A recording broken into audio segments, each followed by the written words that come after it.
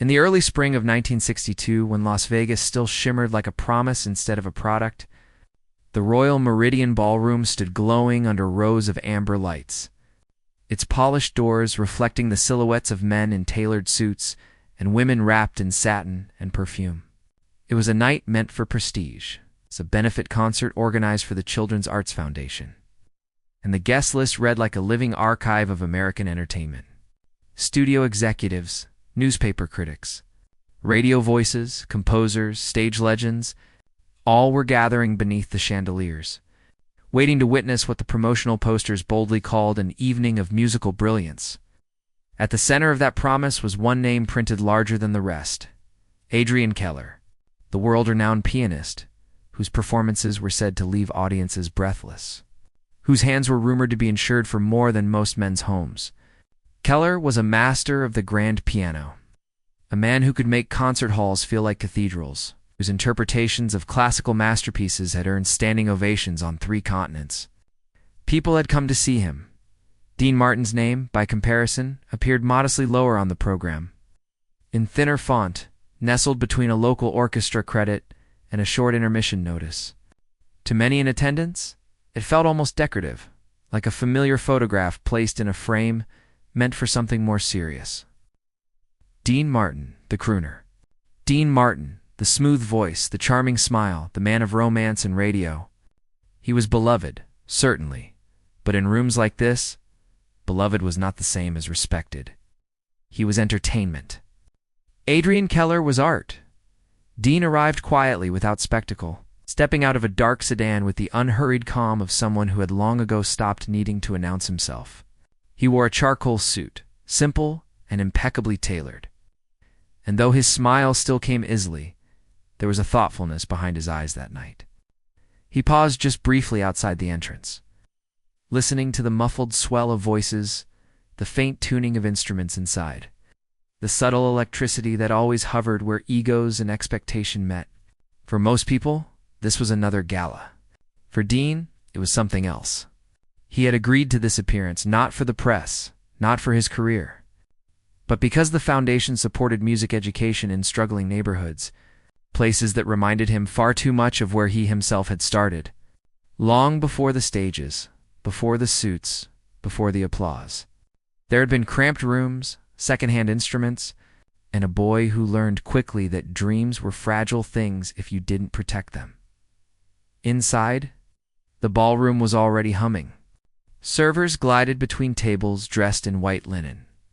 Crystal glasses caught the light like small stars, and conversation layered itself into a soft, constant roar. Near the front of the hall, a black grand piano dominated the stage, its polished surface reflecting the chandeliers above like a pool of still water. Musicians adjusted stands, technicians whispered, and not far from the piano, surrounded by a loose semicircle of admirers, stood Adrian Keller himself. Keller was tall, silver-haired, his presence sharpened by years of being treated like a prodigy even after youth had left him. His laughter carried. His gestures were precise. He spoke the way some men played, as though every word were meant to land. Critics and patrons leaned in as he recounted stories of European theaters, of private recitals for royalty, of standing ovations that lasted longer than some marriages. And when Dean Martin entered the room, Keller noticed at first it was only a flicker of recognition. Then a smile touched Keller's lips, thin, polite, and edged with something unreadable. He excused himself from his circle and, with a champagne glass in hand, made his way across the floor. "Dean Martin," Keller said, extending his hand. The voice of Velvet himself. Dean took the hand, his grip firm but warm. "Adrian Keller. I've heard your fingers make miracles." Keller chuckled lightly, the sound more performance than humor. "Fingers. Yes. Tools of discipline." His eyes drifted briefly to Dean's hands. "Yours, I imagine, are better suited for microphones than for keys," it was said lightly, softly, and yet, there it was, the subtle blade beneath the silk. Dean smiled. The same easy expression audiences had loved for years, but something quieter moved behind it. "Music finds its way through many doors," he replied. Keller lifted his glass. "Indeed, though some doors lead to cathedrals, others to nightclubs. A few nearby listeners laughed, uncertain whether they were meant to. The sound hovered awkwardly between politeness and discomfort. Dean did not respond immediately. He merely nodded once, as if acknowledging a truth that did not need defending. But Keller was not finished. "I must admit," he continued, his voice carrying just enough to be overheard, "when they told me we were sharing a stage, I was surprised. This evening celebrates technical mastery, structure, years of rigorous training, not charm." The word hung in the air. Dean met Keller's gaze, unblinking. Around them, the ballroom's energy continued, oblivious. Glasses clinked. Dresses swayed. Somewhere, a violin tested a note. "Well," Dean said at last. "Quietly, people come to music for different reasons." Keller smiled again, this time broader. "Yes, some come to be entertained. Others come to be changed." Another ripple of laughter. This one, less uncertain. Dean released Keller's hand. "I hope tonight gives them both." Keller inclined his head, already turning away. "We shall see." From across the room, a few eyes followed Dean as he walked on, some sympathetic, some amused, some indifferent. To most, it had been nothing. A small exchange, a harmless edge. But to Dean, it echoed something older than the chandeliers, older than the suits and applause. It echoed rehearsal rooms where he had been told to stick to singing, studio offices where he had been gently steered away from instruments, classrooms where certain doors had never fully opened. He had built a career on a voice, yes, but voices were not all he carried.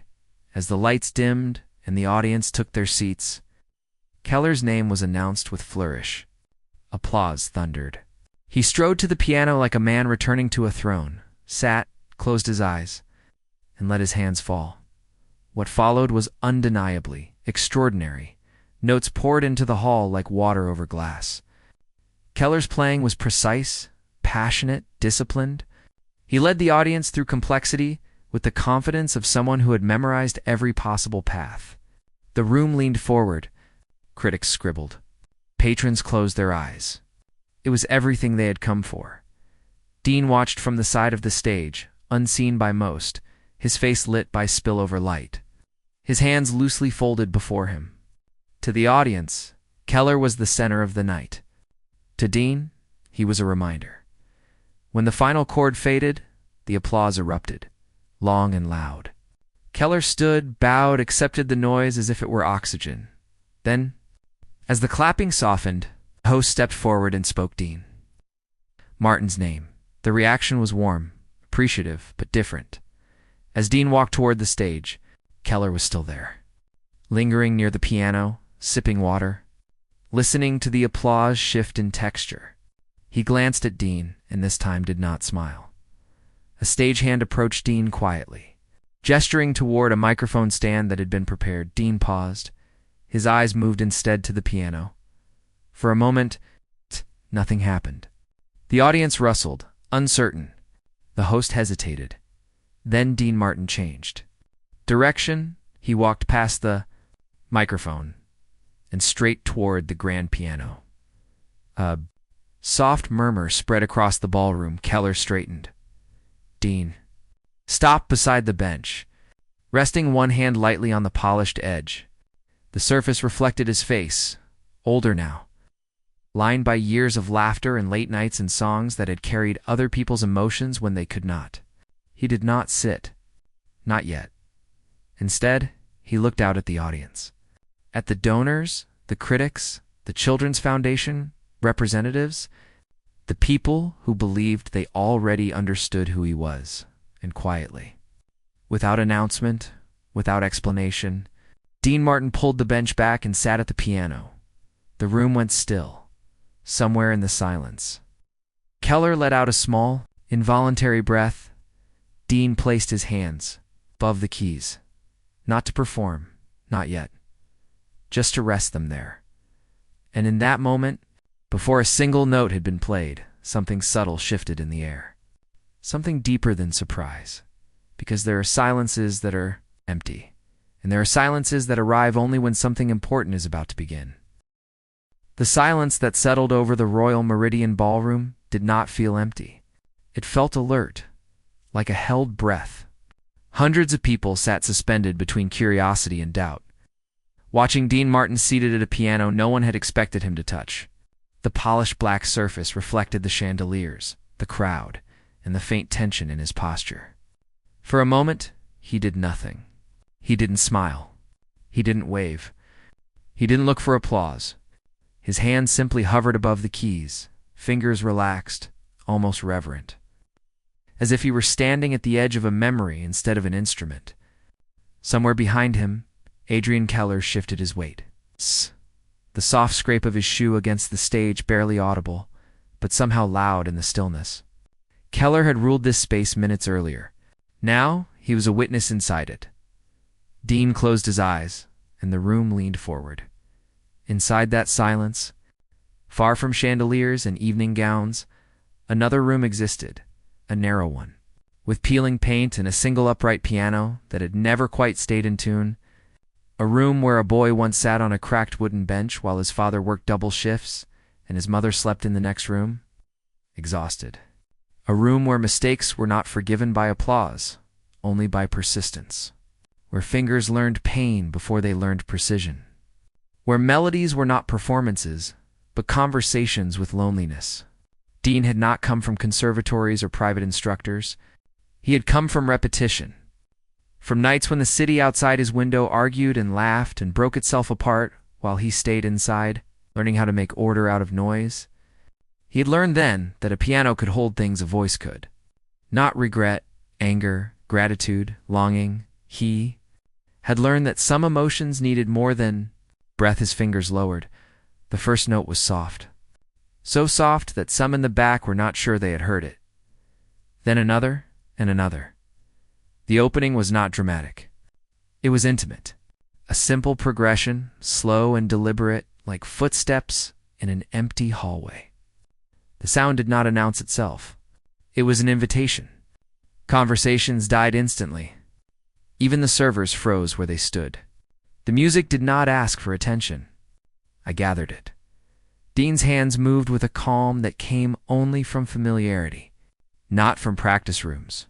From long ownership, the melody unfolded in a way that felt less like composition and more like confession. He was not playing a famous piece. There was no recognizable flourish, no crowd-pleasing cascade of notes. What he was playing sounded, lived in. Each chord carried a softness that suggested loss. Each pause felt intentional, like a man choosing his words carefully in a difficult conversation. The ballroom, built for spectacle, had become a listening room. Near the stage, Adrian Keller's brow tightened. At first, I was curious. Then, a mild surprise. Now it was something closer to unease. This was not a novelty. This was not a singer pretending to be the keys. The timing was too controlled. The dynamics are too nuanced. The emotional pacing is too deliberate. Keller recognized it unwillingly, the way a master recognizes another's dialect. This was someone who did not play to impress. This was someone who played because something inside him demanded a voice. Dean's left hand began to introduce a deeper register, grounding the piece, giving it weight. The melody above it softened, then stretched, like light passing through water. The sound began to fill the ballroom not in volume, but in presence. People who had arrived dressed for a gala found themselves sitting as if in a private room. A woman near the front lifted a hand unconsciously to her mouth. An elderly patron closed his eyes. A critic's pen lay, forgotten against his notebook. The piece shifted. Not suddenly, purposefully. The gentle introduction gave way to complexity. Dean's fingers began to travel farther across the keyboard, weaving tension into the melody. The rhythm grew more layered. The softness remained, but now it carried an undercurrent struggle. Perhaps memory, the kind of quiet determination that does not announce itself but refuses to leave. The music suggested storms without depicting them, heartbreak without surrendering to it. It spoke of long roads and uncelebrated work, of standing in rooms where you are seen but not known. Dean's posture changed subtly. His shoulders straightened. His breathing deepened. The piano was no longer an object in front of him. It was an extension of something he had not shared publicly in decades. Each chord landed with intention. Each transition felt guided by experience rather than theory. There was no waste in his movement, no excess. Only clarity. From the side of the stage, Keller felt something he had not expected to feel tonight. Uncertainty. He had spent his life surrounded by proof. Reviews, awards, international tours, institutions that reinforced his identity as a master. He knew the architecture of prestige. He knew how greatness was supposed to look. And this was not shaped like any of it. There was no theatricality, no visible effort, no attempt to dominate the instrument. And yet the room was no longer his. It belonged entirely to the man he had quietly diminished minutes. Earlier, Dean's hands slowed. The melody thinned. The space between notes widened. And in those spaces, something fragile entered the hall. Vulnerability. The music no longer merely filled the room. It exposed it. The grand ballroom built for applause now held a sound that did not want it. The kind of sound that exists whether or not anyone is listening. A single high note lingered, then resolved, and something in the audience broke open, not audibly, not dramatically, but unmistakably. Shoulders sank. Breaths released. The collective tension shifted from anticipation to recognition. People were no longer waiting to see what Dean Martin would do. They were inside what he was doing. Dean's eyes remained closed. He did not look at Keller. He did not look at the crowd. He listened, as if the piano were speaking back. The piece began its ascent. Not louder, but stronger. The left hand introduced a firmer foundation, the right hand threading a melody that now carried light. Not joy exactly. Something earned. Something that suggested that whatever had been lost had not been allowed to win. The music did not resolve the pain. It dignified it. It gave it form, then carried it forward. And as the sound grew, the room seemed to grow with it, expanding beyond chandeliers, beyond velvet seats, beyond reputation. Adrian. Keller took an unconscious step back. He knew this territory. Not. Stylistically, EXENTILY. This was the place where music stopped being craft and became truth, and he was no longer certain which side of it he stood on. Dean's. Hands moved with a new authority now. Not the authority of dominance, but of arrival. The piece had found its spine. Each chord landed with quiet inevitability. The rhythm pulsed like a heartbeat. The melody no longer hesitated. It carried itself forward as if it knew where it was going and trusted the listener to follow. Somewhere in the audience, someone exhaled a soft, broken sound. The piano sang, and for the first time that night, Adrian Keller was not the one being heard. As the final movement approached, Dean eased the intensity, guiding the piece gently back towards stillness. The strength did not disappear. It settled. Like a man sitting after a long walk, not from exhaustion but from arrival. The notes softened. The melody is simplified. The opening intimacy returned, but changed now. No longer lonely. No longer tentative. It carries the calm of someone who has spoken something difficult and survived the speaking. The last chord came quietly. It did not announce itself. It remained, then faded. No applause followed. Not immediately, because the room had not yet remembered what applause was. Dean let his hands rest on the keys a moment longer, as if thanking them. Then he lifted them slowly and opened his eyes. What he saw was not a ballroom. It was hundreds of faces not performing themselves. It was stillness where the spectacle had been. And only then, only when he leaned back slightly from the piano, did sound return to the world. A breath, then another, then a rising movement of bodies. As if the room itself were standing, the applause did not erupt. It grew from scattered claps into a single expanding wave. Not loud at first, but deep, sustained, uninterested in speed. People stood not to celebrate, but to acknowledge. And within that sound was something Keller recognized with a tightening. Chest. Respect, not borrowed, not granted by reputation earned. Dean remained seated as it built. His expression not triumphant, not relieved, but quiet, as if he had not played to be seen, and now had to return gently to being so. Keller looked at him then, truly looked, and for the first time, said, stepping onto that stage. He did not see a singer. He saw a man whose story had not been asked, and whose hands had answered anyway. The applause did not end when Dean Martin stood from the piano. It followed him as he stepped away from the bench, as if the sound itself were reluctant to let him go.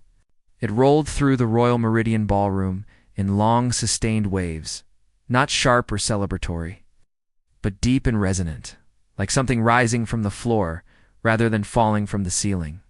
People remained on their feet. Some clapped. Some simply stood with their hands folded, eyes fixed on the stage, as though they were afraid that if they moved too quickly, the moment would dissolve into something ordinary again. Dean inclined his head once, a small acknowledgement, then turned and walked toward the wings, where the light thinned and the noise softened. He did not look back. Behind him, Adrian Keller stood near the piano, one hand resting on its polished edge, feeling the vibration of applause still humming faintly through the wood. His name had opened in the evening. His mastery had been promised, and yet the night had shifted away from him without asking permission. He had built a life on command of technique, of rooms, of reputation. He knew how applause usually behaved. He knew how it rose, and where it belonged. This applause did not belong to him. And worse, it did not even feel as though it were against him. It was simply moved. Keller remained where he was long after etiquette suggested he should retreat. When he finally did turn, it was not toward the audience, but toward the dark opening where Dean had disappeared. The backstage corridor was cooler, narrower, stripped of chandeliers and spectacle. The walls were painted a dull, functional gray. The air smelled faintly of dust, fabric, and electrical heat. Somewhere deeper inside, a stage manager was speaking in a low, urgent tone. Someone laughed. A door opened and closed.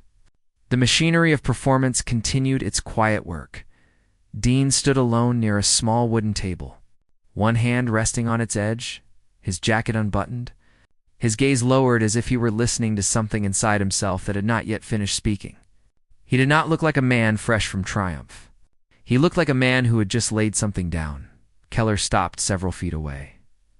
For a moment, he said nothing. He had spent decades shaping words into lectures, interviews, and critiques. He knew how to enter rooms, how to steer conversations, how to place himself within them. None of that came easily now. The applause was still audible through the walls, but here it sounded distant, almost irrelevant. "I didn't know," Keller said at last. Dean did not look up immediately. When he did, his expression was calm, but not guarded. There was no challenge in his eyes, no satisfaction, only presence. Most people don't. Dean replied quietly. Keller exhaled through his nose, an unconscious release of tension he had not yet named. "That piece," he said, "it wasn't academic. It wasn't an exhibition. It wasn't anything I recognized from the circuits." Dean gave a small nod. "It wasn't meant for circuits." Silence returned between them, heavier now, more deliberate. Keller stepped closer. "Where did you learn?" Dean's eyes drifted past Keller, not to the ballroom, but somewhere farther back. Somewhere older. From a piano that barely held its tune, he said. From nights when the neighbors pounded on the walls. From mornings when I played before work, because it was the only hour that belonged to me. From a woman who taught me that music wasn't about sounding right. It was about telling the truth without words. Keller frowned slightly. A teacher? My mother. The words seemed to settle differently in the air than any of Keller's titles ever had. She cleaned offices, Dean continued, but she loved the piano. Couldn't afford lessons. Couldn't afford instruments. So when she found that old upright in a closed theater, she convinced the owner to let her play it at night. I was 6. She'd sit me on a crate beside her and tell me, "Listen before you touch." Keller's posture shifted, almost imperceptibly. The image did not fit the man he had just watched command a ballroom. "She never taught me scales," Dean said. "She taught me to pay attention. How to hear when something is finished speaking. How to feel when a note was a lie." Keller swallowed. "You could have—" he began, then stopped. "Could you have what?" Dean asked gently. "Train," Keller said, formally. "You could have gone anywhere." Dean smiled faintly. "I did go everywhere, just not where people were looking." Another silence. "This one is less tense." More weighted, Keller looked down at his own hands. They had always been his identity. His proof, his defense against insignificance. They had won competitions, filled halls, fed reviews. They had also, he realized now, insulated him. He had learned very young how to build beauty so well that no one would ask what it cost him to build it. "When you sat down," Keller said. "I was waiting to hear mistakes." Dean met his eyes. "I wasn't playing for you." The words were not sharp. They were not even corrective. They were simply true. Keller let out a breath that almost became a laugh, then didn't. "I spent my life believing mastery was protection," he said. "From being small? From being overlooked? From being wrong?" He shook his head slightly. "Tonight I realized it's also a wall." Dean studied him for a long moment. "Walls aren't evil," he said. "They just don't let much through." The applause beyond the corridor swelled again, then softened as another act finished. The night continued, indifferent to the private shift taking place within it. "I mocked you," Keller said suddenly. Dean did not respond. "I did," Keller repeated, firmer. "I reduced you to something easier to hold." His jaw tightened. "And when you played, I didn't hear a pianist. I heard a man who had kept a part of himself alive that I traded." The admission seemed to cost him. Dean considered him carefully now, not as a rival, not as a celebrity, but as another person who had built a life around sound. "What did you trade it for?" Dean asked. Keller hesitated. "Certainty," he said. "Applause? Control?" Dean nodded slowly. "Those are expensive things." Keller looked up. "What would you have done," he asked, "if they had laughed?" Dean's answer came without pause. "I would have finished." Something in Keller's face shifted at that. Something unguarded. Something almost like grief. The corridor door opened briefly behind them, spilling light and chatter before closing again. The world intruded, then withdrew. Keller straightened, but not into his old posture. Something looser, less performed. "There's a reception after," he said. "Sponsors, press. They'll want statements." Dean smiled slightly. "They always do." Keller hesitated, then extended his hand again, not with flourish this time, not with spectators nearby. Just a hand. Dean took it, and this time there was no edge beneath the silk, only weight. As they released, Keller spoke once more. Quietly. "You didn't just shock the room," he said. "You rearranged it." Dean tilted his head. "Rooms rearrange themselves when people finally listen." Keller watched him turn and walk down the corridor, back toward the noise and lights, carrying nothing with him but what he had already laid bare. For the first time in years, Keller did not follow a sound. He stood where he was, alone, listening to the quiet and realizing that mastery, however brilliant, had never once taught him how to do that. The reception hall was brighter than the ballroom, its light colder, more deliberate. Crystal chandeliers still hung above, but here they did not glow. They were illuminated. White tablecloths stretched across long banquet tables. Silver trays caught the light sharply. Voices layered the air again, journalists rehearsing questions, donors trading praise, patrons narrating the moment they had just witnessed, as though speaking it might anchor it in memory. Staff members moved between clusters, refilling glasses, guiding guests, preparing for what always followed spectacle, interpretation. Dean Martin entered without announcement. He did not command the room the way he had commanded the piano. There was no hush, no instant clearing of space. He became visible slowly, like a figure emerging from fog. Conversations bent, eyes tracked, whispers moved.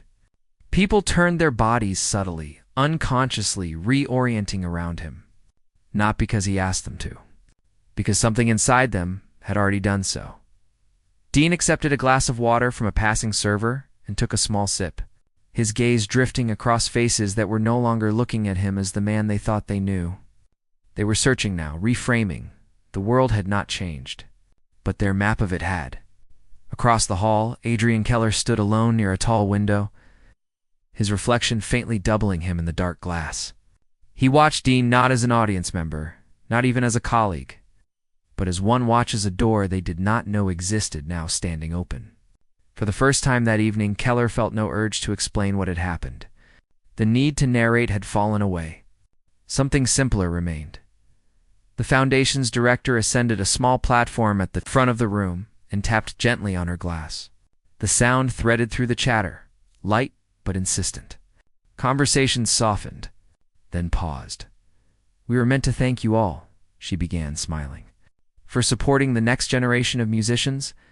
She gestured behind her to a display of photographs showing children in classrooms, hands on borrowed instruments, eyes bright with focus. Tonight was organized to celebrate technical excellence, discipline, and mastery. What we were given instead was a reminder. She looked toward Dean, and something closer to truth. A murmur of agreement rippled through the room. "We hadn't planned for an address," she continued, "but sometimes the evening writes one for us." She turned fully now. "Mr. Martin, if you would—" A narrow path opened through the guests. Dean hesitated. He had sung 2 rooms like this, joked to them, entertained them. He had rarely spoken to them, but the stillness that followed the director's words was different from anticipation. It was not asking for performance. It was asking for presence. Dean moved forward slowly, not toward the platform, but beside it, choosing to stand at floor level. When he spoke, he did not raise his voice. He did not need to. "I wasn't going to play tonight," he said simply. A quiet wave of surprise. "I came because of the children," he continued, nodding toward the photographs. "Because someone once paid for a piano I didn't deserve yet." A small smile touched his mouth. "And because someone once stayed awake to listen to a boy make mistakes until they slowly became something else." The room did not move. When Adrian played, Dean said, glancing briefly toward Keller, "He gave you mastery.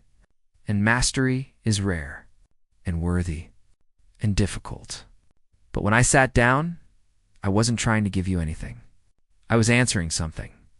He let the words settle.